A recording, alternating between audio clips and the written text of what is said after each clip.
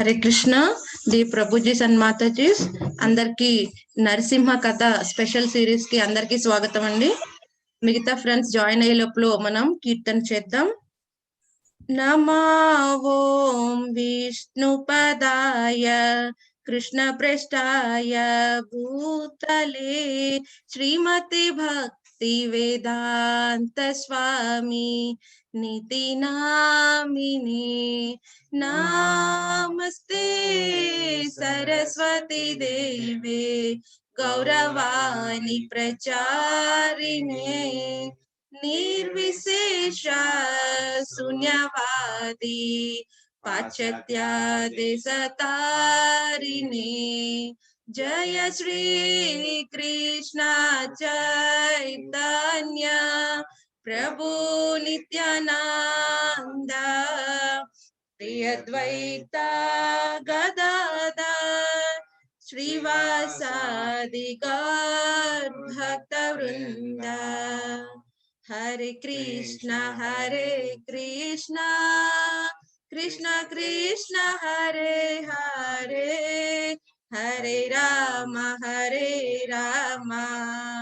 రామ రామ హరే హరే హరే కృష్ణ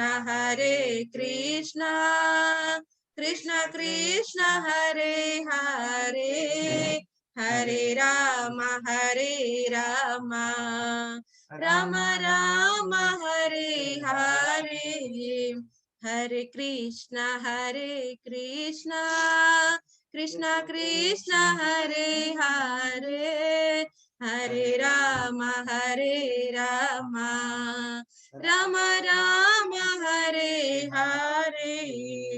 జయ ప్రభుపద జయ ప్రభుపద ప్రభుపద జయ ప్రభుపద జయ జయ గురుదేవ్ గురుదేవ్ గురుదేవ్ జయ జయ గురుదేవ్. హరినామ సంకీర్తన की जय.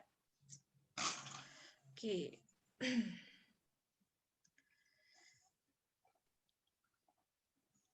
హరే కృష్ణ డియర్ డివోటీస్ అందరికి స్వాగతం అండి. మనం ఈరోజు నరసింహ కథ చర్చించుకోబోతున్నాం. సో మనందరితో పాటు మురారి మూర్తి మన ప్రభు ఉన్నారు. సో ప్రభు మనందరికి నరసింహ లీలలు యాక్చువల్ గా మనం 5 days కంటిన్యూస్ సిరీస్ కి మనం చెప్పుకుంటాము. ఈ రోజు యాక్చువల్ గా ఫస్ట్ కొంత పార్ట్ చెప్పుకుంటాం అన్నమాట.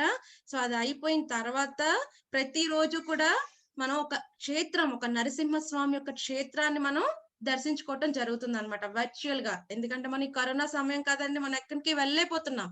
కానీ మనం ఉన్న ప్రదేశం నుంచే స్వామిని మానసికంగా దర్శించుకుని స్వామిని మనం శరణు వేడుకుందాం.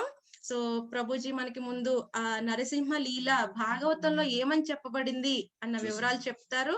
ఆ తర్వాత మనం పూరి నరసింహ స్వామి గురించి తెలుసుకుందాం. సో ప్రభుజీని మీకు ఇంట్రడ్యూస్ చేస్తాను. ప్రభుజీ ఒక 10 to 12 years నుంచి శ్రీ కృష్ణ కాన్షియస్నెస్ లో ఉంటున్నారు. So senior devotee. సో మీకు ఆ ప్రాసెస్ లో ఏమైనా డౌట్స్ ఉంటే మీరు క్లారిఫై చేసుకోవచ్చు. హరే కృష్ణ.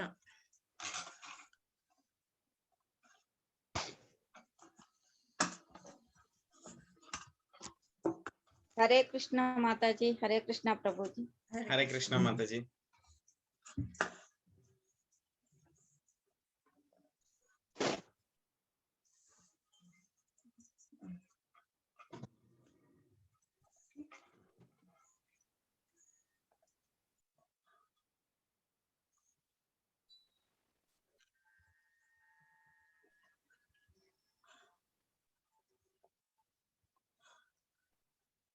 హరే కృష్ణ అందరికీ స్వాగతం అండి.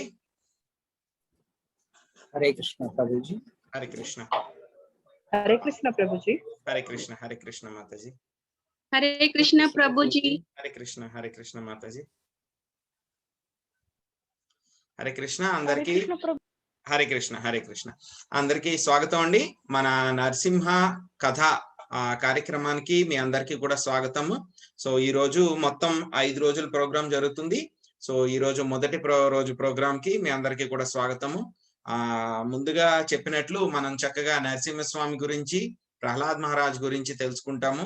ఆ తర్వాత ప్రతిరోజు కూడా ఒక్కొక్క పుణ్యక్షేత్రం గురించి కూడా మనం వర్చువల్ టూర్ లో తెలుసుకుంటాం అన్నమాట. సో మన కార్యక్రమంలో ముందుకెళ్ళిపోదాము.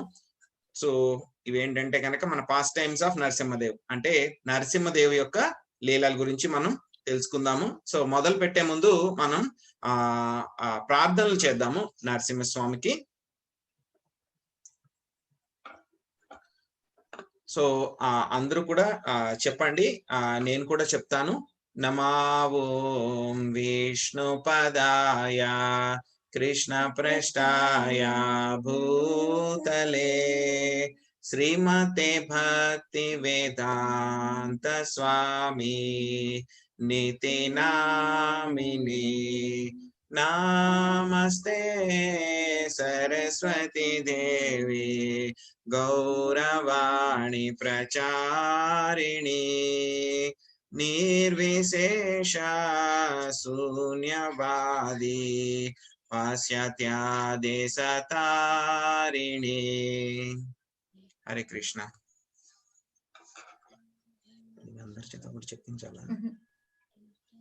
నేను చదివాడేనా? శ్రీమద్ భాగవతంలో ప్రహ్లాద్ మహారాజన్ గురించి నరసింహస్వామి చెప్పారనమాట ఈ శ్లోకము. సో 7వ స్కందము 10వ అధ్యాయము 21వ పద్యంలో వస్తుందన్నమాట.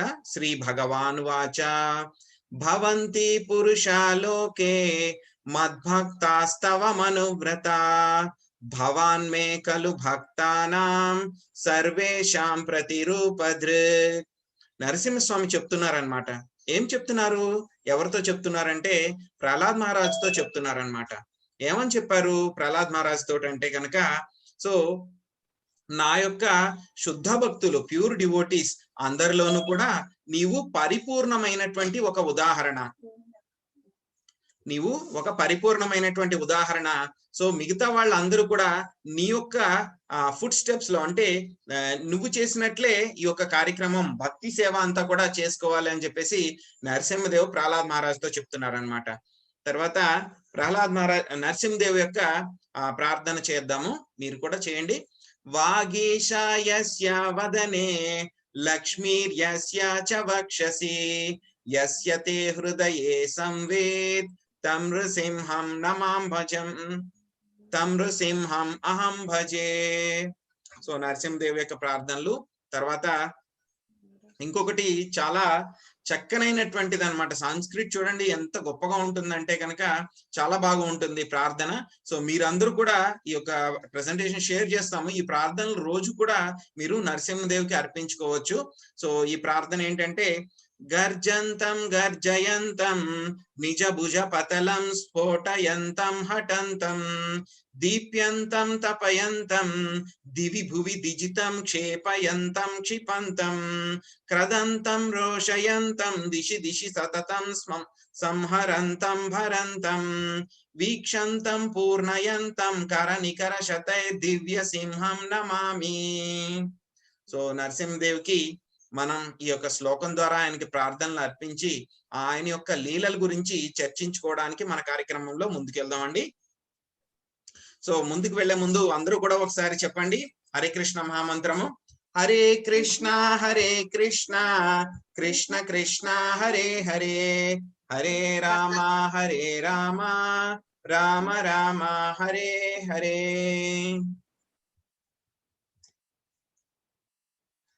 సో మనం చర్చించుకునేటువంటి ఈ యొక్క కార్యక్రమంలో నరసింహదేవ్ లీలలకి మూలమంతా ఏంటంటే కనుక శ్రీమద్ భాగవతం అమల పురాణం అన్నమాట. సో ఇది వేదాంత సారం యొక్క, వేదాంత సూత్రాల యొక్క సారం అంతా కూడా మనకి భాగవతంలో చెప్పబడింది. సో 7వ స్కందంలో మనకి 3 మరియు 4వ అధ్యాయంలో నరసింహస్వామి యొక్క లీలలు, తర్వాత ప్రహ్లాద్ మహారాజ్ గురించినటువంటి ఈ యొక్క చరిత్రము అంతా కూడా ఉంటుంది. సో దాని ఆధారంగా మనం ఈ యొక్క మన కార్యక్రమం అంతా కూడా చర్చించుకోబోతున్నాము. సో మన కార్యక్రమంలో ముందుకెళ్దాము. శ్రీమద్ భాగవత కథ. సో మనకేంటంటే శ్రీమద్ భాగవతంలో అన్ని కూడా ఏంటంటే కనుక ఒక గురువు తర్వాత ఒక శిష్యుల మధ్య జరిగేటువంటి సంభాషణలు అన్ని ఉంటాయి అన్నమాట. సో ఎవరెవరు అంటే కనుక మొట్టమొదటిది సుఖదేవ్ గోస్వామి, తర్వాత పరీక్షిత్ మహారాజ్, ఆ తర్వాత సూత గోస్వామి, తర్వాత సౌనకాది మహర్షులు, ఆ తర్వాత శ్రీకృష్ణుడు, తర్వాత ఉద్ధవుడికి మధ్య జరిగేటువంటి చర్చలు, ఆ తర్వాత నారదముని రకరకాలైనటువంటి భక్తులతోటి అంటే యుధిష్ఠిర్ మహారాజ్ తోటి, పురంజన తోటి, అలాగా అందరితో భక్తుల మధ్యన జరిగినటువంటి ఈ యొక్క వృత్తాంతము గాథలే మనకి శ్రీమద్ భాగవతంలో రాయడం జరిగిందనమాట. సో అటువంటి ఒక డిస్కషన్ అన్నమాట, ఒక చర్చ ఎవరి మధ్య జరిగింది అంటే కనుక నారదముని, తర్వాత యుధిష్ఠిర్ మహారాజ్ అంటే ధర్మరాజు, ఆయన పేరు ఏమంటారండి? ధర్మరాజు అని అంటారనమాట. సో ఆయనకే మొత్తం ధర్మాలు, ధర్మ సూక్ష్మాలు, ఆ తర్వాత పురాణాలు అన్ని కూడా ఆయనకి బాగా తెలుసు. ధర్మ సూక్ష్మాలు అన్ని కూడా అన్ని తెలిసినా సరే ఆయన ఏంటంటే నారద మునిల వారి దగ్గరికి వెళ్ళారనమాట. వెళ్ళి ఏం చెయ్యాలి, రాజ్యాన్ని ఎలా పరిపాలించాలి, మనిషికి పూర్ణత్వం ఎలా వస్తుంది, ఏ విధంగా చేయడం ద్వారా భగవంతునికి చేరడం జరుగుతుంది అనేటువంటి రకరకాలైనటువంటి ప్రశ్నలు అడగడం జరుగుతుంది. సో అప్పుడు నారదముని ఆయనకి చెప్పడం జరుగుతుంది అనమాట. సో ఆ యొక్క వృత్తాంతమై నరసింహదేవి యొక్క వృత్తాంతము ప్రహ్లాద్ మహారాజ్ గురించి ఆయన చెప్పారనమాట. ఏం చెప్పారు మనకి అని చెప్పేసి మనం ఇప్పుడు చూద్దాము. సో ఒకనప్పుడు ఏమిటంటే కనుక కశ్యప ప్రజాపతి తర్వాత దితి, వాళ్ళిద్దరికి మధ్య ఒక ఇద్దరు కవల పిల్లలు పుడతారనమాట. సో వాళ్ళిద్దరి పేర్లు ఏంటంటే హిరణ్యాక్ష, హిరణ్యకశిప. సో ఇద్దరు కూడా ఏంటంటే ట్విన్స్ అన్నమాట, అంటే కవల పిల్లలు. సో వాళ్ళలో హిరణ్యకశిపు పెద్దవాడు, హిరణ్యాక్షుడు చిన్నవాడు అనమాట. సో హిరణ్యాక్షుణ్ణి ఆయన చేసినటువంటి అకృత్యాలన్నీ కూడా చూసి, సో లార్డ్ విష్ణు కృష్ణ ఆయన వరాహస్వామి యొక్క అవతారం ఎత్తి హిరణ్యాక్షుణ్ణి చంపడం జరుగుతుంది అనమాట. ఎప్పుడైతే హిరణ్యాక్షుణ్ణి చంపడం జరిగిందో, చంపిన తర్వాత హిరణ్యకశిపుకి విష్ణు మీద చాలా బాగా కోపం వచ్చేస్తుంది అనమాట. వచ్చి ఆయన్ని ఎలాగైనా సరే నేను వధించాలి అని చెప్పేసి ఆయన ప్రయత్నాలు మొదలు పెడతారనమాట. దానికి ఏం చేస్తారంటే కనుక ఈ యొక్క భౌతిక ప్రపంచంలో ఉన్నతమైనటువంటి స్థానము అంటే పరిపాలించేటువంటి స్థానం ఎవరిది అంటే కనుక బ్రహ్మదేవుడిది వస్తుంది అనమాట. ఆయన ఎలా సంపాదించారు ఆ యొక్క స్థానాన్ని అంటే కనుక ఆయన రకరకాలైనటువంటి తపస్సులు, ఆస్టెరిటీస్ అవన్నీ కూడా చేసి ఆయన ఆ యొక్క స్థానాన్ని సంపాదించారు. కాబట్టి నేను కూడా అటువంటి ఆస్టెరిటీస్ అంటే తపస్సు, ఘోరమైనటువంటి తపస్సు చేసి నేను కూడా బ్రహ్మదేవుడి యొక్క స్థానాన్ని సంపాదించాలి అనేటువంటి ఉద్దేశంతో హిరణ్యకశిపు ఏం చేస్తారంటే తపస్సు చేయడం మొదలు పెడతారనమాట. సో ఆయన ఎక్కడ వెళ్తారంటే మందరా హిల్ అనేటువంటి ఒక కొండ ఉంటుంది.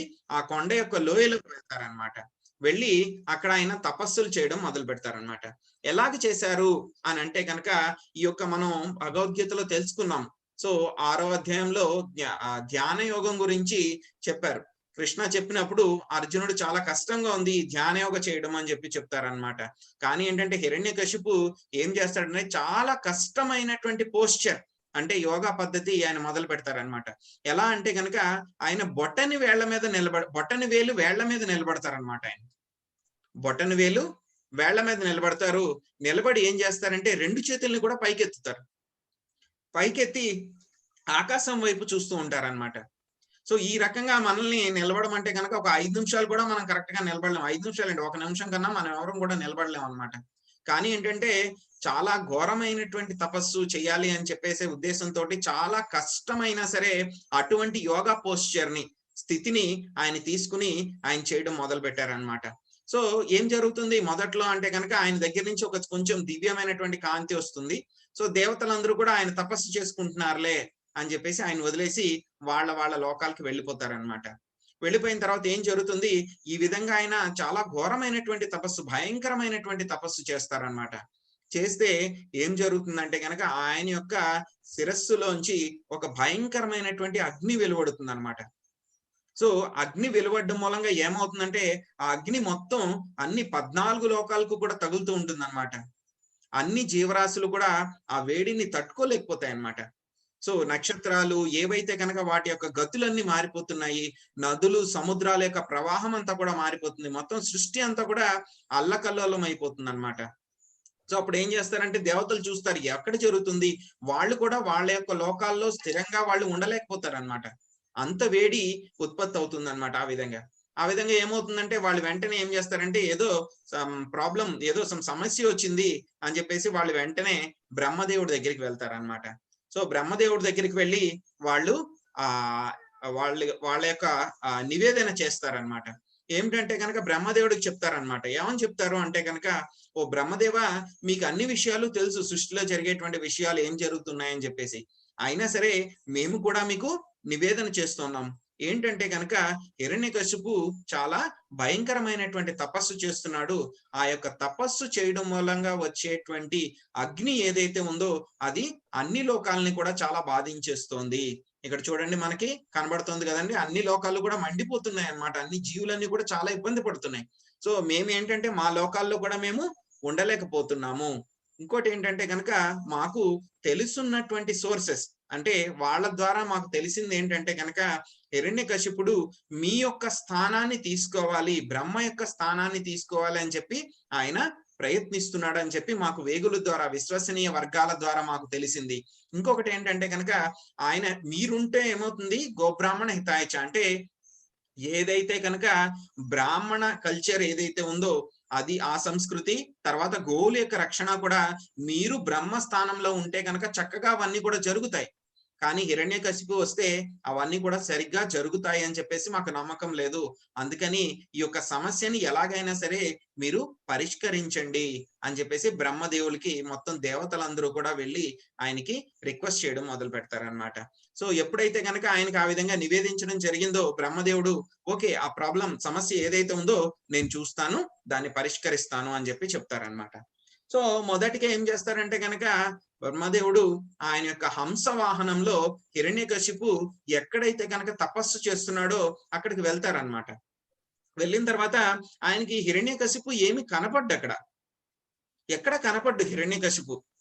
సో ఏ విధంగా అయితే కనుక సూర్యుడు మేఘాలతోటి కప్పివేయబడి ఉంటాడో ఆ విధంగా హిరణ్యకశిపు కనపడ్డు. కానీ ఆ యొక్క ఏదైతే కనుక ఉష్ణం ఏదైతే ఉందో దాని మూలంగా లోకాలన్నీ కూడా ఇబ్బంది పడుతూ ఉన్నాయన్నమాట. అప్పుడు కొంచెం దగ్గరికి వెళ్ళి ఆయన తీక్షణంగా చూస్తారనమాట. చూస్తే కనుక ఏం జరుగుతుందంటే కనుక ఆయన హిరణ్యకశిపు ఉన్నటువంటి స్థితి చూసి బ్రహ్మదేవుడు కూడా ఆశ్చర్యపోతారనమాట. ఇలా కూడా ఎవరైనా తపస్సు చేస్తారా, ఇలాగైనా సరే ఎవరైనా తపస్సు చేయగలరా అని చెప్పేసి చూసి ఆశ్చర్యపోతారనమాట. ఆశ్చర్యపోయిన తర్వాత ఆయన ఈ యొక్క హిరణ్యకశిపుతో ఈ విధంగా అంటారు, ఓ కశ్యప పుత్ర, లే, నీ తపస్సు ఫలించింది. ఇంత గొప్ప తపస్సును భృగు వంటి గొప్ప గొప్ప ఋషులు కూడా ఎవ్వరు చేయలేకపోయారు.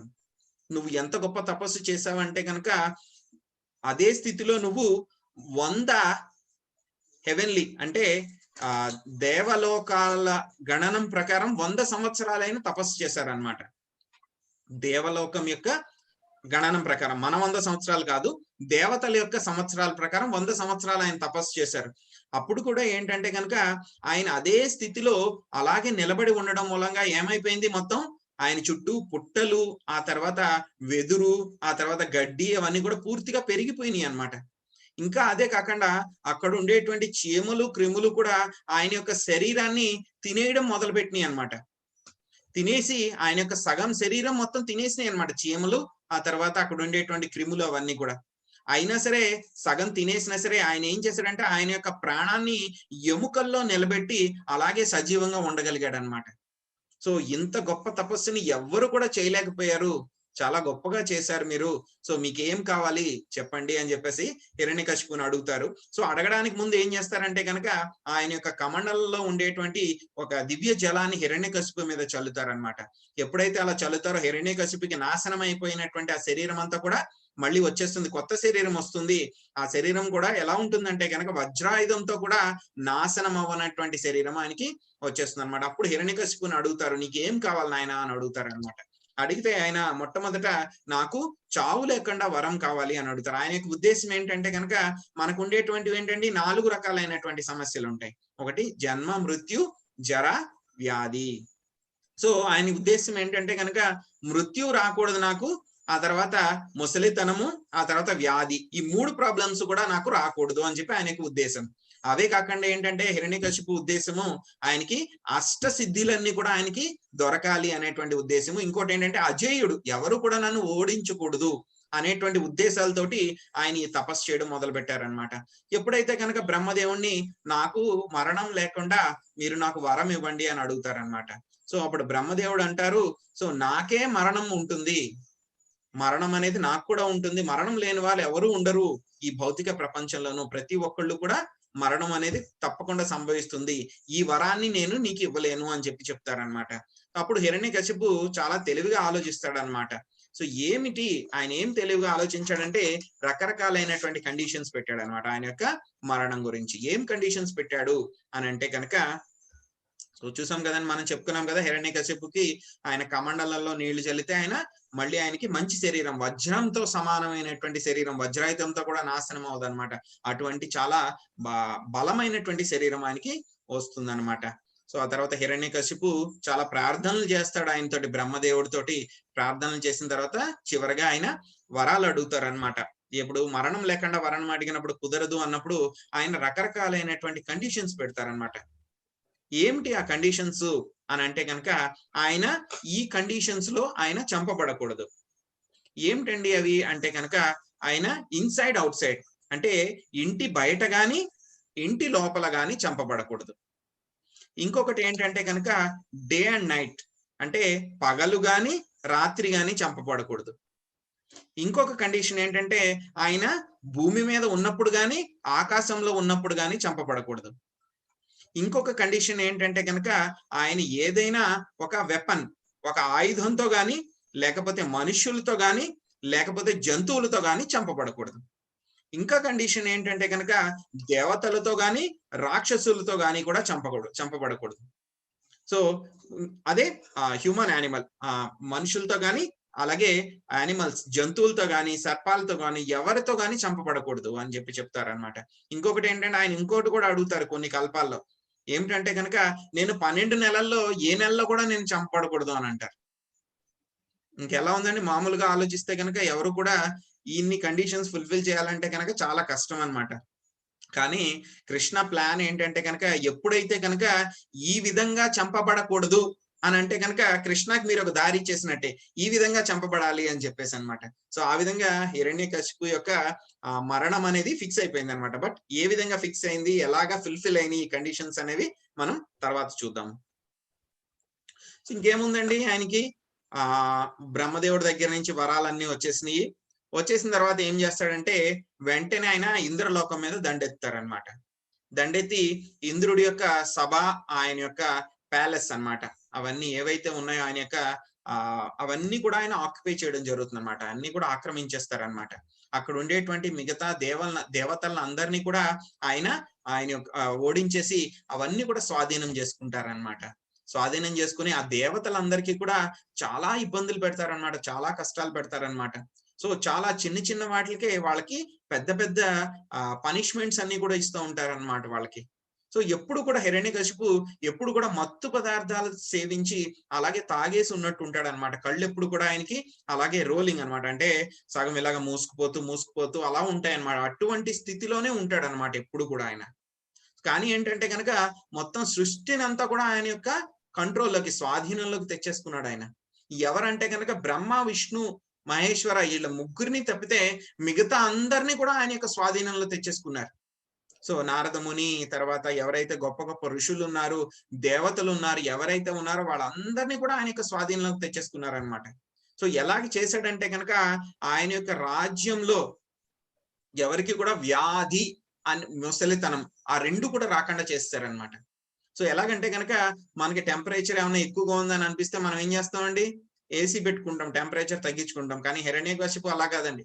సో ఆయనకి వేడిగా ఉందని అనిపిస్తే ఎవరైనా ఒక దేవతల్ని ఇలా చూస్తారనమాట, వెంటనే వాళ్ళకి అర్థమైపోతుంది నేను టెంపరేచర్ అడ్జస్ట్ చేయలేకపోతే కనుక నా పని అయిపోయిందని. వెంటనే వాళ్ళు ఆయనకి ఎంత టెంపరేచర్ కావాలో అంత టెంపరేచర్ అడ్జస్ట్ చేస్తారనమాట. అలాగే ఆయనకి చల్లగా ఉంది అని అంటే కనుక వెంటనే మళ్ళీ ఇలా చూస్తే మళ్ళీ ఆయనకి టెంపరేచర్ అడ్జస్ట్ చేస్తారనమాట. మొత్తం ఆయన యొక్క రూమ్ లో కాదనమాట, ఆయన యొక్క రాజ్యంలో మొత్తం అనమాట. సో అంతా మొత్తం కంట్రోల్ ఆయన తీసుకున్నారనమాట. తర్వాత ఏం జరుగుతుందంటే ఈ యొక్క దేవతలందరూ కూడా ఆయన యొక్క రాజ్యంలో బాగా ఇబ్బంది పడుతున్నారనమాట. సో రకరకాలైనటువంటి సమస్యలు ఆయన చేస్తున్నారు, చాలా వాళ్ళకి పనిష్మెంట్స్ అన్ని కూడా ఇస్తున్నారు. వీళ్ళు తట్టుకోలేకపోతున్నారు అనమాట ఇంకా దేవతలందరూ కూడా. సో ఏం చేస్తారంటే దేవతలందరూ కూడా వెళ్ళి ఈసారి ఏం చేస్తారంటే కనుక వాళ్ళు విష్ణుమూర్తి దగ్గరికి వెళ్తారనమాట. వెళ్ళి ఆయనకి ప్రార్థన చేస్తారనమాట. ఈ యొక్క హిరణ్యకశిపు మూలంగా మేము చాలా ఇబ్బందులు పడుతున్నాము అంటే కనుక అప్పుడు ప్రార్థన చేసిన తర్వాత వాళ్ళకి విష్ణుమూర్తి కనబడరు అనమాట. యాక్చువల్ గా కనబడకుండా ఒక వాయిస్ వస్తుంది అనమాట. సో ఆ వాయిస్ ఎలా ఉందంటే కనుక ఒక ధ్వని, ఆకాశం నుంచి ఒక వాణి వస్తుంది. ఆ ధ్వని ఎలా ఉందంటే కనుక మేఘాలు గర్జించినప్పుడు ఎంతైతే కనుక భయంకరంగా ఉంటుందో, అంటే గ్రేవ్ అంటారన్నమాట, అంటే గంభీరంగా అన్నమాట. ఎంత గంభీరంగా ఉంటుందో అంత గంభీరంగా ఉందన్నమాట. కానీ ఆ మాటలు ఎలా ఉన్నాయంటే కనుక భయంతో ఉన్న వాళ్ళకి ఎవరికైనా సరే వాళ్ళకి చాలా స్వాంతన లభిస్తుంది అనమాట ఆ మాటలు వింటే. సో ఆ విధంగా విష్ణుమూర్తి యొక్క గాత్రం ఉందన్నమాట. సో అప్పుడు స్వామి చెప్పుకున్నాం కదండి మనం విష్ణుమూర్తి యొక్క గాత్రం ఎలా ఉంటుందని. సో వాళ్ళకి ఒక దివ్యమైనటువంటి ఒక వాణి వినిపించింది అనమాట. సో ఆ వాణి ఏంటంటే ఆయన ఈ యొక్క మన యొక్క భౌతిక మైనటువంటి మన కళ్ళకి ఆయన కనిపించలేదు. ఆ యొక్క ఏవైతే కనుక క్లౌడ్స్ అన్నమాట, మనం చెప్పుకున్నాం కదా మేఘాల్లో గర్జించినప్పుడు ఎంత గంభీరంగా ఉంటుందో ఆ గంభీరంగా ఉంది. ఆ తర్వాత ఆయన యొక్క వాయిస్ అంటే ఆ గాత్రం ఎలా ఉందంటే కనుక ఎవరికైనా సరే భయాన్ని పోగొట్టేలాగా ఉందన్నమాట.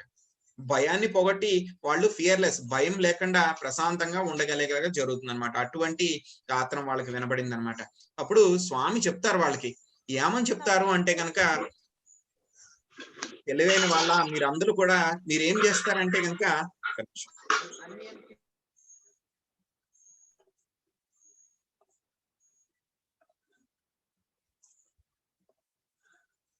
సో ఏం చెప్తారంటే కనుక విష్ణుమూర్తి వాళ్ళకి, మీరందరూ కూడా నా యొక్క భక్తులు అవ్వండి, నా గురించి గానం చెయ్యండి, నా నామాన్ని మీరు జపించండి, నాకు ప్రార్థనలు అర్పించండి. ఈ విధంగా చేస్తే కనుక జీవులందరికీ కూడా దొరకనటువంటిది ఏది కూడా లేదు. నాకు హిరణ్యకశిపు చేసేటువంటి కార్యాలు ఏవైతే ఉన్నాయో అవన్నీ కూడా నాకు తెలుసు. నేను తప్పకుండా హిరణ్యకశిపును ఆపుతాను. కానీ ఏంటంటే ఈ లోపల మీరు ఏం చేయాలి, మీరు నా గురించి వినాలి, నా నామజపం చేయాలి, ఆ తర్వాత నాకు ప్రార్థనలు చేయాలి. సో ఈ విధంగా చేస్తే కనుక మీరు నేను హిరణ్యకశిపుని నాశనం చేసేదాకా కూడా మీరు ఎలా ఉండాలి, ఓపికగా, కొంచెం ఓపిక పట్టి ఉండాలి. అప్పుడు దాకా ఏంటంటే కనుక మీరు జపం చేస్తూ ఇవన్నీ కూడా ఉండాలి అని చెప్పారు స్వామి. ఇంకా ఏం చెప్తున్నారు స్వామి చూద్దాం. తర్వాత స్వామి చెప్తున్నారు అనమాట ఫ్యూచర్ లో ఏం జరగబోతుంది భవిష్యత్తులో అని చెప్పేసి. స్వామి ఏం చెప్పారంటే కనుక హిరణ్యకశిపు ఏం చేస్తారంటే, గొప్ప భక్తుడైనటువంటి ప్రహ్లాదుడు, ఆయన ఎవరు ప్రహ్లాదుడు, ఆయన హిరణ్యకశిపు యొక్క కుమారుడే అన్నమాట. ఆయన ఎప్పుడు కూడా చాలా ప్రశాంతంగా ఉంటాడు, ఆయనకి శత్రువులు అనే వాళ్ళే ఎవరు ఉండరు. అటువంటి ప్రహ్లాదుని హిరణ్యకశిపు ఏం చేస్తాడంటే ఇబ్బందులకు గురి చేస్తాడు, బాధలు పెడతాడు ఆయనకి. అప్పుడు నేను హిరణ్యకశిపుని వెంటనే సంహరిస్తాను, బ్రహ్మదేవుడి యొక్క వరాలు ఉన్నా సరే నేను హిరణ్యకశిపుని సంహరిస్తాను అని చెప్పి స్వామి చెప్తున్నారనమాట. సో హిరణ్యకశిపుకి ఏంటంటే కనుక 4 కుమారులు, ఒక కూతురు ఉంటుందన్నమాట. 4 కుమారుల పేరు ఏంటంటే కనుక సంహ్లాద, అనుహ్లాద, హ్లాద, ప్రహ్లాద. ఆ కూతురు పేరు సింహిక అన్నమాట. సో హిరణ్యకశిపుకు ఉన్నటువంటి 4 పిల్లలు కూడా చాలా మంచి మంచి లక్షణాలు కలిగినటువంటి వాళ్ళు అన్నమాట. కానీ అందరిలో కూడా ఏంటంటే ప్రహ్లాదుడు అందరికంటే కూడా చాలా ఉన్నతమైనటువంటి లక్షణాలు కలవాడు, ఉన్నతమైనటువంటి వ్యక్తి అన్నమాట. సో ఎందుకు ప్రహ్లాదుడికి అంత గొప్ప స్థాయి అంటే కనుక ఆయన భగవంతుడి యొక్క భక్తుడు అన్నమాట, కృష్ణుడి యొక్క భక్తుడు, personality of God head. So దేవాది దేవుని యొక్క భక్తుడు అన్నమాట. అది కూడా ఎలాంటి భక్తుడు అంటే కనుక శుద్ధ భక్తుడు అన్నమాట.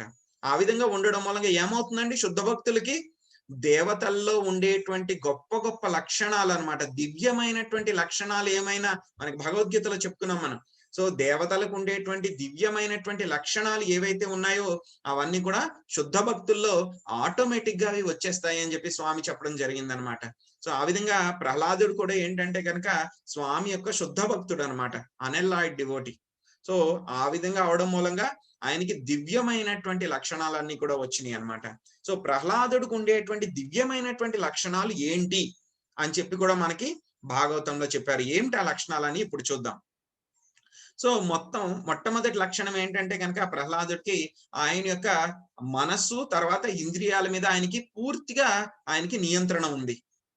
ఆ తర్వాత ఏంటంటే కనుక ఆయన అందరికీ కూడా మిత్రుడు అన్నమాట. సో ఎప్పుడు కూడా ఆయన ఎవరికి కూడా అసూయ అనేటువంటిది లేదు ఆయన దగ్గర.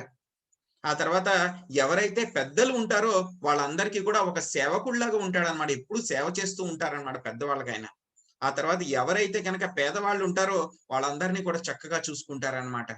అదే విధంగా వాళ్ళ యొక్క సహోదరులు సోదరులు ఆయన యొక్క మిత్రులు ఎవరైతే ఉన్నారో వాళ్ళందరినీ కూడా సమానంగా చూసుకుంటారనమాట. ఆ తర్వాత గురువులను కూడా చక్కగా శ్రద్ధగా ఆయన వాళ్ళకి గౌరవం అంతా కూడా అర్పిస్తూ ఉంటారనమాట. ఆయన ఏంటండి మొత్తం హిరణ్యకశిపు అంటే మొత్తం ముల్లోకాలు అనమాట. మొత్తం సృష్టి అంతటికి కూడా ఆయన రాజు అనమాట.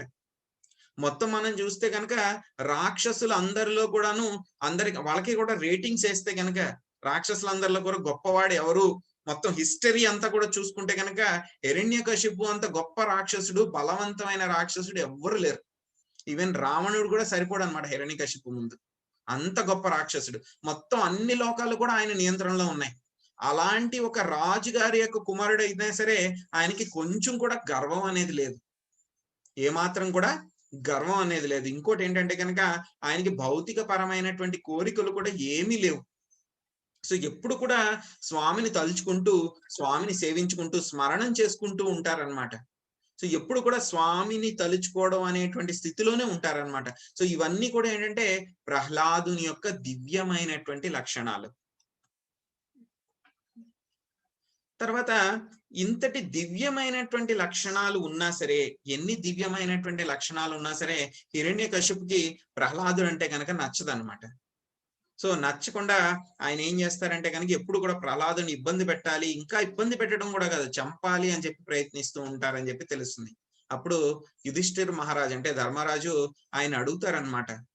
సో ఎందుచేత ఒక తండ్రికి ఏంటి ఒక మంచి కొడుకు ఉంటే కనుక ఏమవుతుంది, ఆయనకి చాలా సంతోషపడతాడు ఆయన అటువంటి కొడుకుని చూసుకుని. ఆయన ఎవరైనా సరే అలాంటిది హిరణ్యకశిపు ఇంత గొప్ప దివ్యమైనటువంటి లక్షణాలు ఉన్నటువంటి కొడుకుని ఎందుకు ఆయన చంపాలని ప్రయత్నించారు, ఆయన మీద ఎందుకు అంత అసూయ వచ్చింది ఆయనకి అని చెప్పేసి యుధిష్ఠిర్ మహారాజు అంటే ధర్మరాజు ఈయన మన నారద ముని వారిని అడుగుతారనమాట. దానికి నారద ముని వారు సమాధానం చెప్తారు. సో ఏం జరుగుతుంది ఆ యొక్క సమాధానము అని చెప్పేసి రేపటి లీలలో మనము తెలుసుకుందాం ఇంకాను. ఆ తర్వాత ప్రతిరోజు కూడా మనం చెప్పుకున్నట్లుగా ఒక దివ్య క్షేత్రం గురించి మనము తెలుసుకుందాము. ఇప్పుడు ఆ దివ్య క్షేత్రం గురించి శ్రీప్రద చెప్తుంది మీకు అందరికి.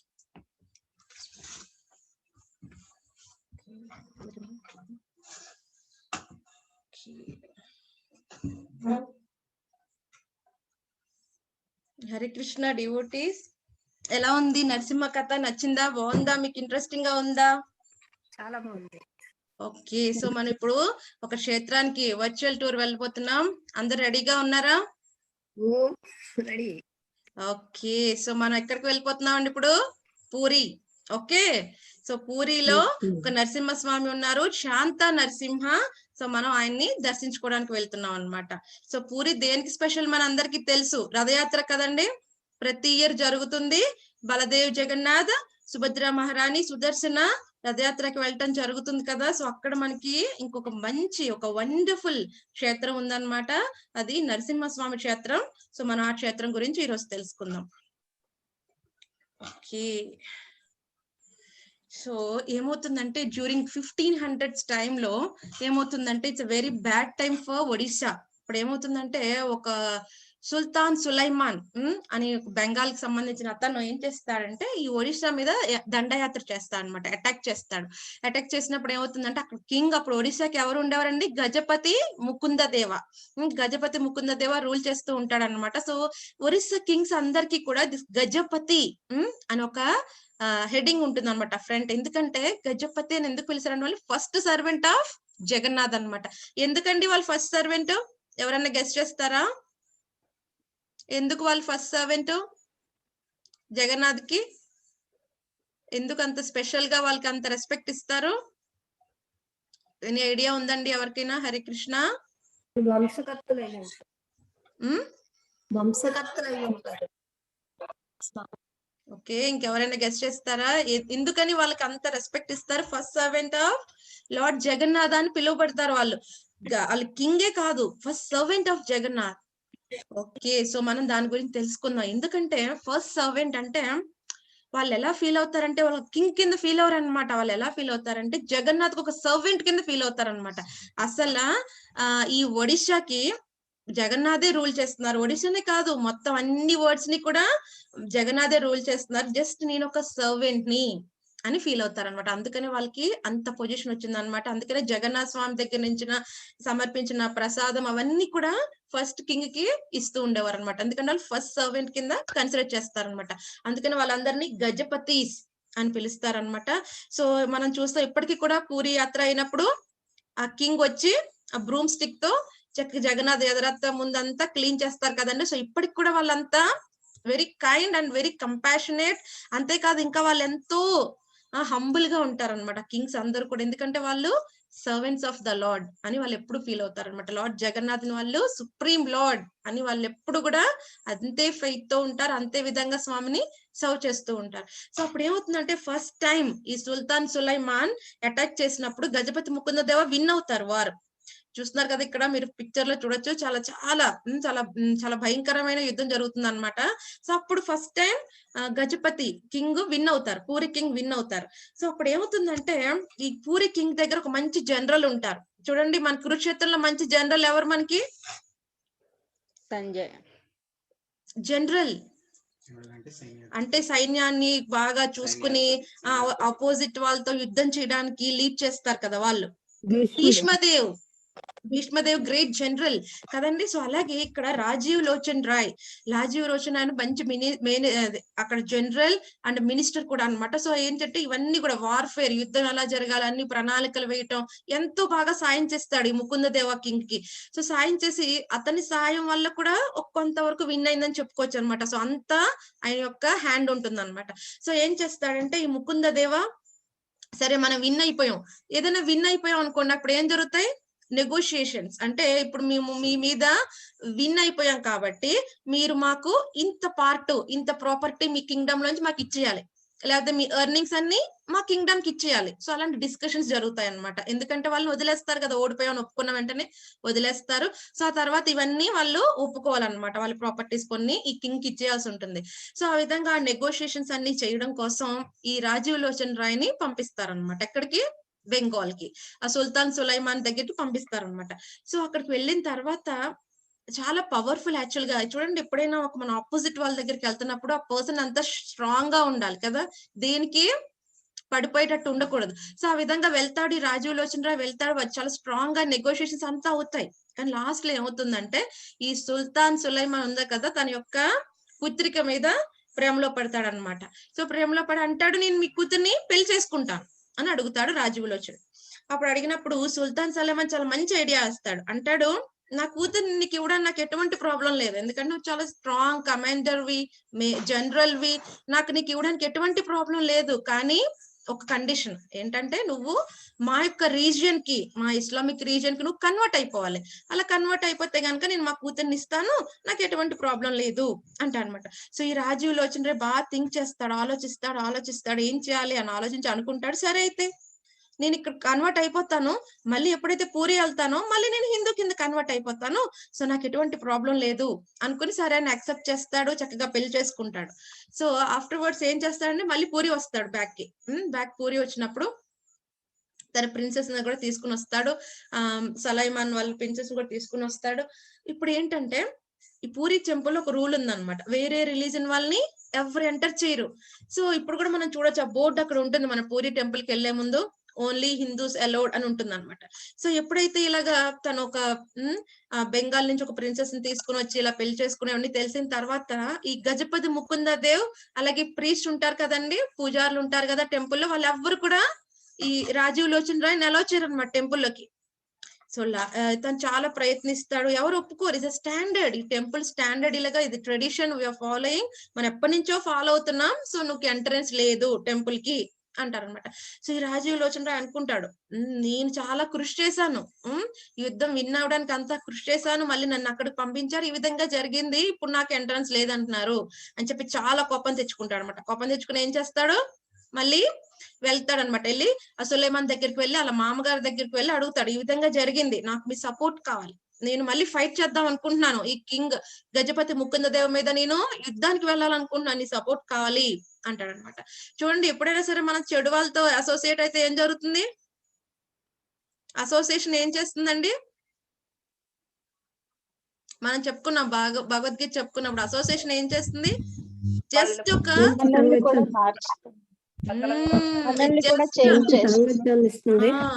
మంచి మార్గానికి పంపిస్తుంది. అసోసియేషన్ ఏం చేస్తుందంటే జస్ట్ ఒక అద్దం లాగా పనిచేస్తుంది అనమాట.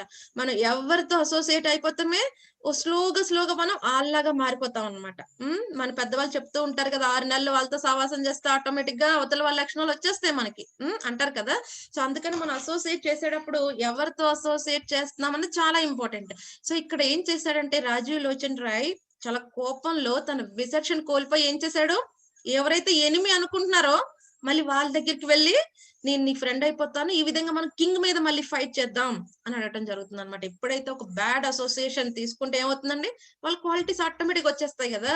సో ఈ విధంగా సులైమాన్ కూడా చక్కగా మొత్తం అన్ని కాన్సెప్ట్స్ అన్ని ఇంట్రడ్యూస్ చేస్తాడు రాజీవ్ లోచన్ రాయ్కి. ఇప్పుడు రాజీవ్ లోచన్ రాయ్ అంటాడు, అవును అసలు అచ్చా విగ్రహాన్ని మనం ఆరాధించడం ఎందుకు, అన్ని కాన్సెప్ట్స్ అన్ని తీసుకుని వచ్చి సో అన్ని టెంపుల్స్ ని డిస్ట్రాయ్ చేయడం మొదలు పెడతాడు అనమాట. ఎవరిని తీసుకుని మొత్తం మళ్ళీ అక్కడి నుంచి ఆ సులైమాన్ దగ్గర నుంచి స్ట్రెంగ్త్ అంతా తీసుకుని మళ్ళీ పూరి మీద అటాక్ చేస్తాడు అనమాట. సో అటాక్ చేసినప్పుడు చాలా టెంపుల్స్ అన్ని డిస్ట్రాయ్ చేసేస్తాడు. అదే సమయం అండి యాక్చువల్ గా మనం చూస్తే హిస్టరీలో very bad time for Odisha అని చెప్తారు. సో ఈ విధంగా అన్ని డిస్ట్రాయ్ చేస్తూ ఉంటాడు. సో బికాస్ యాక్చువల్ గా తను చాలా జనరల్, చాలా పవర్ఫుల్ కదా, చాలా ఫెరోషియస్ గా యుద్ధం చేస్తాడు, చాలా భయంకరంగా యుద్ధాలు జరుగుతూ ఉంటాయి. అప్పుడు అన్ని డీటీస్ ని డిస్ట్రాయ్ చేస్తూ ఉంటాడు, అన్నిటిని కూడా విరగొట్టేస్తూ ఉంటాడు.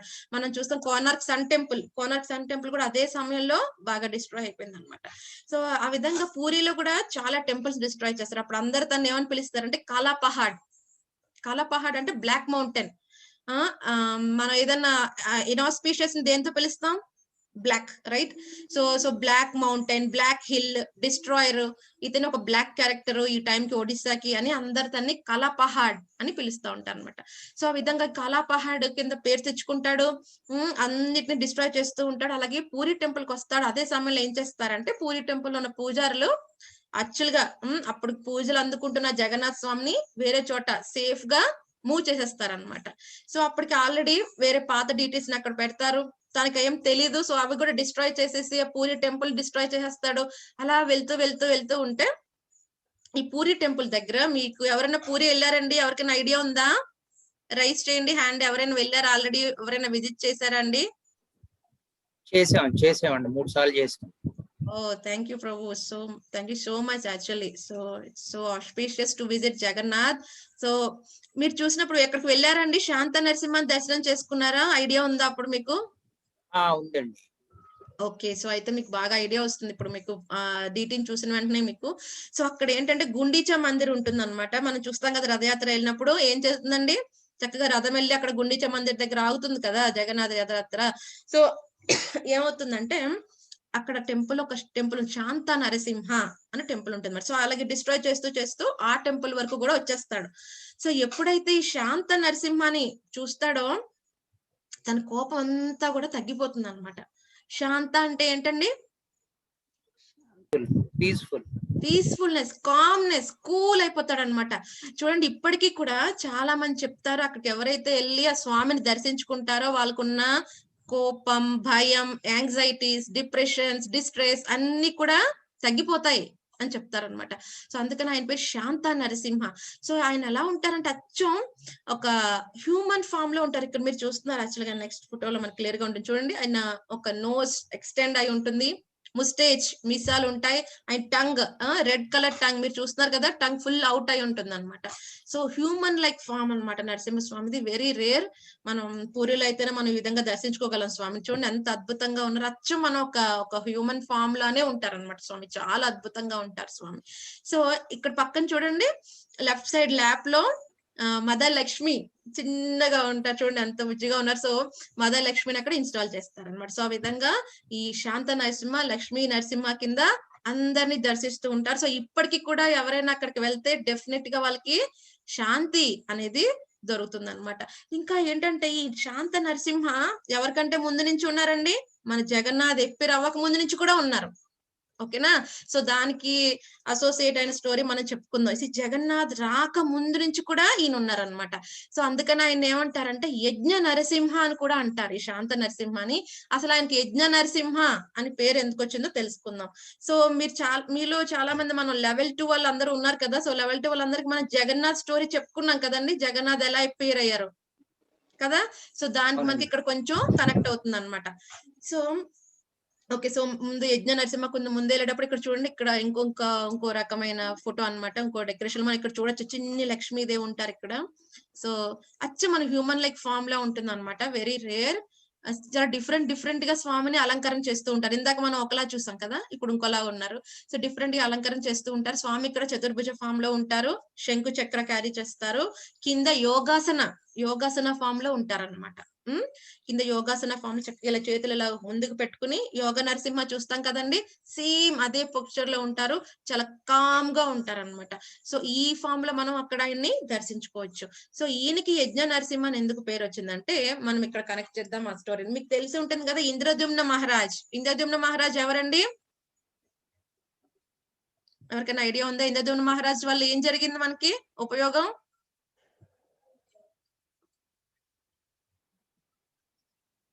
మనందరికి జగన్నాథ్ ఎప్పిర్ అయ్యారు కదండి. ఈ రోజు మనకి జగన్నాథ్ దర్శనం అవుతుందంటే ఎవరి కృషి ఉంది? ఎవరు పిలిచారు జగన్నాథ్ని ఆవిర్భవించమని? ఎవరు రిక్వెస్ట్ చేశారు? ఇంద్రద్యుమ్న మహారాజ్ రిక్వెస్ట్ చేశారు. సో ఇంద్రద్యుమ్న మహారాజ్ ఏమవుతుందంటే, సో నేను కొంచెం బ్రీఫ్ గా చెప్తాను ఆ స్టోరీ. సో ఇంద్రద్యుమ్న మహారాజ్ ఏంటంటే యాక్చువల్ గా తనకు తెలుస్తుంది అనమాట, తన గొప్ప డివోటీ. తను ఎలా చూసుకుంటాడంటే వాళ్ళ రాజ్యంలో అందరినీ కూడా తన సొంత బిడ్డల్లా చూసుకుంటాడు అనమాట. సో ఎవరికి ఎటువంటి లోటు ఉండదు. సో ఆయన ఏది చెప్తే అది చేసేవారు అనమాట. సో ఎటువంటి లోటు లేదు, అలా చూసుకుంటూ ఉంటాడు. సో ఈయనకి ఒకసారి ఒక ఆలోచన వస్తుంది, చూడండి ఇప్పుడు నేను రాజుని కదా, కానీ నాకు కూడా మరణం సంభవిస్తుంది, ఆ తర్వాత నేనేంటి, నాకు డెస్టినేషన్ ఏంటి అనే ఆలోచన వస్తే తను చక్కగా మంచి డివోటీస్ అందరితో సాంగత్యం ఉండటం వల్ల తనకు తెలుస్తుంది అనమాట, ఏంటి మానవ జీవితం యొక్క లక్ష్యం ఏంటి, ఆ శ్రీకృష్ణ భగవాన్ని శరణు వేడటం, ఆ సేవ చేయటం, భక్తియుత సేవ చేయటం, మళ్ళీ మళ్ళీ భౌతిక ప్రపంచానికి తిరిగి రాకుండా ఉండటం, అది కదండి. అది తెలుసుకుంటాడు. సో అప్పుడు తెలుస్తుంది అనమాట, తన యొక్క ఇంటెలిజెన్స్ మినిస్టర్స్ అందరు డిస్కషన్ లో తెలుస్తుంది, ఇప్పుడు నీలి మాధవ్ కింద స్వామి ఈ భౌతిక ప్రపంచంలో ఉండి పూజలు అందుకుంటున్నారు, నీలాచల్ పర్వతాల్లో అక్కడ ఉంటున్నారు, మనం అక్కడికి వెళ్తే స్వామిని దర్శించుకోవచ్చు అని చెప్తారనమాట ఇంద్రద్యుమ్న మహారాజ్కి. సో నారద ముని కూడా చెప్తారు, అవును అది కరెక్టే అని చెప్తారు. సరే అయితే ఇంద్రద్యుమ్న మహారాజ్ డిసైడ్ అయిపోతారు, ఏమంటే నేను ఇక్కడన్నీ వదిలేస్తాను, వెళ్ళి అక్కడే పూరిలోనే స్టే చేస్తాను, వెళ్ళి ఆ నీలాచల ప్లేస్ లో ఉన్న ఆ నీలి మాధవ్ని, ఆ చతుర్భుజ ఫామ్ లో ఉన్న నీలి మాధవ్ని నేను సేవించుకుంటూ ఉంటాను, ఇదే ఇంకా డిసైడ్ అని చెప్పి అతనే కాదు ప్రజలందరికీ చెప్తాడు, మీ అందరు కూడా వచ్చేయండి అంటే వెంటనే అందరు కూడా రెడీ అయిపోతారు, ఒక్కరు కూడా అబ్జెక్ట్ చెప్పరు. ఇప్పుడు చూడండి నేనే ఉన్నాను, ఎవరికైనా సరే అట్లీస్ట్ మా రిలేటివ్స్ ఎవరికైనా చెప్పినా వెంటనే మీరు అన్ని వదిలేసి వచ్చేసాయి నాతో అంటే ఎవరికి ఎంత కాన్ఫిడెన్స్ ఉంటుంది? ఉండదు కదండి. కానీ ఇక్కడ కింగ్ చెప్తారు మిగతా ప్రజలందరికీ, ఏమంటే మీ అందరు వచ్చేసేయండి, మీరందరూ ఇక్కడ ఎక్కడ వదిలేసి మీరు వచ్చేసేయండి, మనం వెళ్ళిపోదాం, వెళ్ళి నీలిమాధవ్ని సేవించుకుందాం అంటే ఒక్కరు కూడా అబ్జెక్ట్ చేయరనమాట. అంటే అంత బాగా చూసుకున్నాడు అనమాట ఆయన అందరినీ కూడా, 1% కూడా అబ్జెక్ట్ చేయరు, అందరు రెడీ అయిపోతారు, ఆ రాజు వెనకాలే ప్రయాణం మొదలు పెట్టేస్తారు. సో అందరు వస్తారు, ఇప్పుడు ఏదైతే పూరి అనబడుతుందో ఆ ప్లేస్ కి వస్తారనమాట, వచ్చి నీలిమాధవ్ని దర్శించుకుందాం అనుకుని ప్రయాణం చేస్తూ ఉంటారు.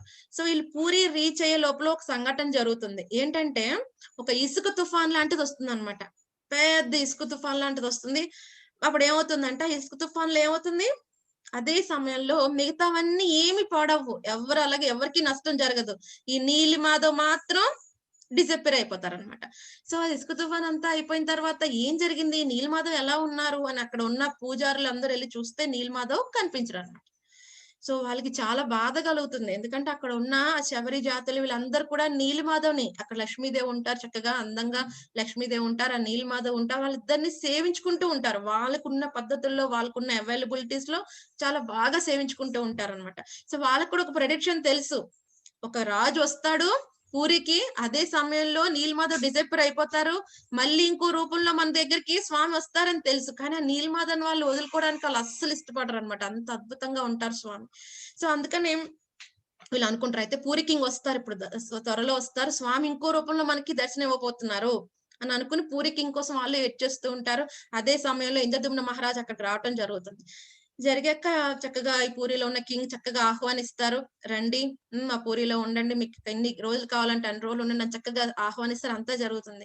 ఇంద్రద్యుమ్న మహారాజ్ అంటారు, నేను రావడానికి ఒక కండిషన్ ఉంది, నేను ఎందుకు వచ్చానంటే ఇలాగ మీ దగ్గర నీలిమాధవ్ ఉన్నారని నాకు తెలిసింది, నన్ను కూడా సేవించుకోనివ్వండి మీతో పాటు, నేను కూడా నిత్యం సేవించుకోవడానికి ఇక్కడికి వచ్చేసాను ఫుల్ గా. అంటే వాళ్ళు అంటారు, ఈ రీసెంట్ గా ఒకటి ఇసుక తుఫాన్ లాంటిది జరిగింది, అంటే అన్ని బానే ఉన్నాయి, ఏది పాడవలేదు, యాజ్ ఇట్ ఈస్ గా అలాగే ఉన్నాయి, కానీ నీలిమాధవ్ డిసప్పేర్ అయిపోయారు అంటే ఇంద్రద్యుమ్న మహారాజ్ తట్టుకోలేరు అనమాట.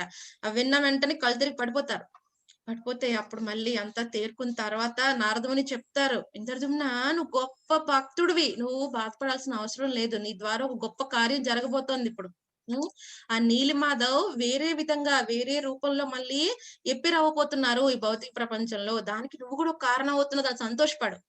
మరి దానికి నేనేం చేయాలి, నేను అక్కడి నుంచి ఇక్కడికి వచ్చాను కేవలం నీలిమాధవ్ని దర్శించుకోవటం కోసం, మరి నేను నా కర్తవ్యం ఏంటి అంటే అప్పుడు నారదముని చెప్తారు, ఇదే విషయం నాకు బ్రహ్మదేవుడు చెప్పారు నీకు ఇన్స్ట్రక్ట్ చేయమని, సో అందుకని నేను ఆ విషయం పట్టుకుని నీ దగ్గరికి వచ్చాను, ఇప్పుడు నీకు చెప్తాను విను అని చెప్పి చెప్తారనమాట. సో ఇక్కడ మనం చూస్తాం 2 ఇన్స్ట్రక్షన్ చెప్తారు. ఫస్ట్ ఇన్స్ట్రక్షన్ ఏంటంటే ఇక్కడ ఒక నరసింహ ఉన్నారు, శాంత నరసింహ, నువ్వు ఫస్ట్ ఆయన దగ్గరికి వెళ్ళి ఆయనకి ప్రణామం చేసి నమస్కరించి ఆయనకు ఒక టెంపుల్ కట్టాలి, అది కూడా వెస్ట్ ఫేసింగ్ టెంపుల్ కట్టాలి. సో ఇక్కడ మనకి కావాలంటే చూడండి, మీరు ఇక్కడ రాసిపోయింది, ఓకే వెస్ట్ ఫేసింగ్ లో ఉండాలన్నమాట టెంపుల్. ఇక్కడ మనం చూస్తున్నాం కదండి, ఇది ఆయన కట్టించింది, ఎప్పటికీ కూడా చాలా బ్యూటిఫుల్ గా ఉంటుంది, పూరి వెళ్తే మనకు దర్శనం అవుతుంది అనమాట, చాలా వండర్ఫుల్ గా ఉంటుంది. సో బయట ఆ జై విజయ బదులు కూడా సింహాస్ ఉంటాయి. సో ఇట్ వాజ్ మొత్తం అట్మాస్ఫియర్ అంతా మనకు నరసింహస్వామి గుర్తొస్తారు అనమాట. సో అంత వండర్ఫుల్ గా అది కట్టించారు అనమాట ఇంద్రద్యుమ్న మహారాజ్. సో ఏం చెప్తా అంటే ఫస్ట్ నువ్వు టెంపుల్ కట్టించు, ఈ శాంత నరసింహకి నువ్వు పూజలు చెయ్యి. ఏం చేయాలి ఆ తర్వాత అంటే బ్రహ్మదేవుడు చెప్పిన ప్రకారం ఏంటంటే నువ్వు ఒక 1000 అశ్వమేధ యాగాలు చేయాల్సి ఉంటుంది. అది ఎవరిని, స్వామిని సంతృప్తి పరచడం కోసం చెయ్యి. చేస్తే గనక తర్వాత నీకు ఈ జగన్నాథ్ ఎలా గెప్పెరవుతారు అన్నది నీకు తెలుస్తుంది. ఒకవేళ మన యజ్ఞం సంపూర్ణం అయితే, సో దానికి ఎవరి ఆశీస్సులు కావాలి, శాంత నరసింహ ఆశీస్సులు కావాలని చెప్పి ఈ శాంత నరసింహ టెంపుల్ ఎదుర్కొంటానే ఈ యజ్ఞం ప్రారంభిస్తారు. ఆ విధంగా 1000 అశ్వమేధ యజ్ఞాలు చేస్తారు. ఆ లాస్ట్ చివర సంపూర్ణం అయిపోతుండగా లాస్ట్ రోజు కల్లో ఇంద్రద్యుమ్న మహారాజ్కి కల్లో వస్తారు స్వామి. శంకు చక్ర గదా పద్మ అంతా పట్టుకుని లక్ష్మీ నారాయణ దర్శనం ఇస్తారన్నమాట. వెంటనే నారదమునికి చెప్తారు, నాకు విధంగా దర్శనం కలిగింది, ఏంటి దీని ఫలితం ఏంటంటే ఇప్పుడు నారదముని చెప్తారు, ఇది మంచి ఆస్పిషియస్ సైన్, చాలా మంచిది, ఏంటంటే త్వరలో నీకు స్వామి ఎప్పిరవబోతున్నారు, దాన్ని ఈ విధంగా నీకు చెప్పారు అని ఈ విధంగా డిస్కషన్ అవుతున్నప్పుడే వాళ్ళకి ఒకటి తెలుస్తుంది అనమాట. ఏంటంటే ఒక దారు బ్రహ్మ, ఒకటి దారు అనేది ఒకటి కొట్టుకుని వచ్చేస్తోంది సముద్రం నుంచి, దాని మీద ఏమున్నాయి, విష్ణు సింబల్స్, శంఖ చక్ర గదా పద్మ ఉన్నాయి అని చెప్పడం జరుగుతుంది. అప్పుడు నారదముని చెప్తారు, అయితే దాన్ని తీసుకుని రండి అని చెప్పడం జరుగుతుంది. సో ఇదే ప్లేస్ లో మళ్ళీ ఇక్కడ పెట్టి ఎక్కడైతే యజ్ఞం ఉండడం జరుగుతుందో దాని పక్కనే అదే ఆల్టర్ లో పక్కన మళ్ళీ పెట్టి దాన్ని విశ్వకర్మని పిలవటం జరుగుతుంది. చాలా కొంచెం సీక్వెన్సెస్ జరుగుతాయి, ఎవరు డీటీస్ ని కారు చేయలేకపోతారు. అప్పుడు విశ్వకర్మని పిలిపించి ఫస్ట్ టైం బలదేవ్ జగన్నాథ్ సుభద్ర మహారాణి సుదర్శన డీటీస్ ని తీసుకురావటం జరుగుతుంది. ఆ తర్వాత వర్షిప్ జరుగుతుంది, బ్రహ్మదేవుడు వచ్చి వర్షిప్ చేస్తారు, నారదముని వర్షిప్ చేస్తారు. ఆ తర్వాత ఇంద్రద్యుమ్న మహారాజు బలదేవ్ జగన్నాథ్ సుభద్ర మహారాణి సుదర్శన కూడా మంచి టెంపుల్ ని బిల్డ్ చేస్తారనమాట.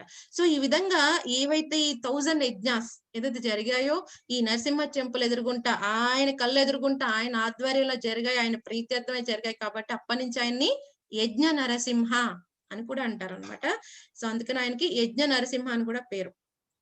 ఇంకా చూడండి, ఇది ఇంకొక అలంకరణ అనమాట స్వామికి. చూసాం కదా ఎంత అద్భుతంగా ఉన్నారో స్వామి. ఓకే, సో ఈ వెనకాల ఈ డీటీ ఏదైతే మనం చూస్తున్నాం ఇప్పుడు చెప్పుకుంది ఎవరి గురించి, శాంత నరసింహ గురించి. అదే డీటీ బ్యాక్ సైడ్ స్వామి ఉగ్ర నరసింహ కింద ఉంటారన్నమాట. సో మనం వెళ్తే, మన టెంపుల్ వెళ్తే గనుక మనకి దర్శనం ఓన్లీ శాంత నరసింహ దర్శనం అవుతుంది. ఈ బ్యాక్ సైడ్ దర్శనం మనకు అవదు. ఉగ్ర నరసింహ కింద ఉంటారు. చాలా ఫెరోషియస్ గా, చాలా కోపంగా, ఉగ్రంగా ఉంటారు స్వామి. చూస్తున్నారు కదా ఎన్ని ఆయుధాలు పట్టుకున్నారో. సో డెమాన్స్ ని అటాక్ చేయడానికి స్వామి ఎప్పుడు ఆయుధాలతో రెడీగానే ఉంటారు. సో ఒకవేళ మనం డెమోనిక్ గా యాక్టివేట్ చేస్తే, మన యాక్టివిటీస్ అన్ని అలా ఉంటే ఏంటి మన పరిస్థితి అని చూపించడానికి స్వామి ఎప్పుడు ఆ రూపంతో కూడా దర్శిస్తూ ఉంటారు అనమాట. సో ఇక్కడ ఏమిటంటే ఈ ఉగ్ర నరసింహని మనం చూడాలంటే కొంతమంది ఒడిశా పీపుల్ ఏం చెప్తారంటే ఎర్లీ మార్నింగ్ 6 AM ఆ టైంలో వెళ్తే గనక ఒక్కోసారి పూజారి అలౌ చేస్తారంట చూడడానికి మనల్ని. అది కూడా చాలా డార్క్ గా ఉంటుంది back side. So with lamp ఎవరైనా పూజారి హెల్ప్ చేస్తే మనం స్వామిని దర్శించుకోవచ్చు. సో ఈ విధంగా ఆయన శాంత నరసింహ, యజ్ఞ నరసింహ, అలాగే ఉగ్ర నరసింహ కింద పేరు పొందారు అనమాట. సో ఈ విధంగా స్వామిని రకరకాల నేమ్తో పిలుచుకుంటూ ఉంటారు. ఆ విధంగా మనం చూస్తాం. అక్కడ పూరిలో ఎలాగైతే జగన్నాథ స్వామిని దర్శించుకుంటూ ఉంటారో, అలాగే శాంత నరసింహ స్వామిని కూడా అందరూ దర్శించుకుంటూ ఉంటారు. సో ఎవరైతే గనుక పూరి ఆల్రెడీ వెళ్ళిన వాళ్ళు, ఇప్పుడు ప్రభుజీ చెప్పారు, శ్రీనివాస్ ప్రభుజీ ఆల్రెడీ దర్శించుకున్నారు, చాలా సంతోషకరం. సో మిగతా వాళ్ళు ఎప్పుడైనా ఈ కరోనా అయిపోయిన తర్వాత ఎప్పుడైనా మనకు అదృష్టం కలిగితే ఆ పూరి వెళ్తే, సో మనకు ఒక ఐడియా ఉంది అక్కడ ఎవరున్నారు, శాంత నరసింహ ఉన్నారు. సో ఆయన జగన్నాథ్ కంటే ముందు నుంచి పూరిలో ఉండి మనందరిని రక్షిస్తున్నారు అన్న విషయం తెలిస్తే మనం కూడా ఆయన్ని దర్శించుకోవచ్చు జగన్నాథ్ తో పాటు. సో ఇక్కడ వండర్ఫుల్ కొటేషన్ పెట్టారు మన వాళ్ళు. Let's allow his gentle claws to remove our mental flaws. ఏం చేస్తారు నరసింహదేవ్? మనం ప్రార్థించాలి. ఆయన ఒక గోలతో ఏంటండి ఎలిమినేట్ చేయాలి? మనలో ఉన్న కల్మషాలన్నిటిని తీసేయమని అడగాలి. ఏం అడగాలి? నాకు జాబ్ ఇప్పించండి, లేకపోతే మా అబ్బాయికి పెళ్లి చేయమండి, అవి కాదు. మనం ఏం అడగాలి? నరసింహస్వామి దగ్గరికి వెళ్ళి నాలో ఉన్న అనర్థాలన్నీ తీసేవయ్యా, ఎలాగైతే హిరణ్యకశిపు యొక్క ఇంటెన్షన్ అన్ని తీసేసి మెల్ల వేసుకున్నావో, నాలో కల్మషాలన్నిటిని నువ్వే క్లీన్ చేసేయి అని అడిగితే ఆయన చాలా సంతోషపడతారు అనమాట. ఎందుకంటే ఆ కల్మషాలు ఉన్న